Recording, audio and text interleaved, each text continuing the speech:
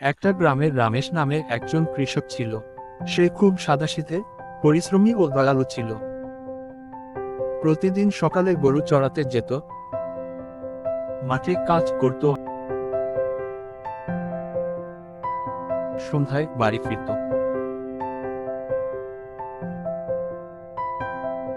তার ছোট একটা কুঁড়েঘর ছিল, যেখানে স্ত্রী আর দুই সন্তান নিয়ে শান্তিতে বসবাস করত। রমেশ গরিব হলেও সুখী ছিল, কারণ সে প্রকৃতি আর পরিবারের ভালোবাসায় তৃপ্ত ছিল। গ্রামের সবাই তাকে ভালোবাসত, কারণ সে কখনো কারো উপকার করতে পিছপা হতো না।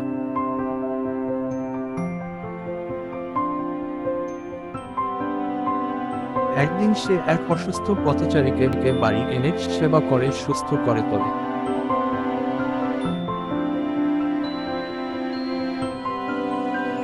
তার এই মানবিকতা গ্রামের সবার হৃদয়ে স্থান করে নেয়। রমেশ থেকে যায় সকলের প্রিয় মানুষ।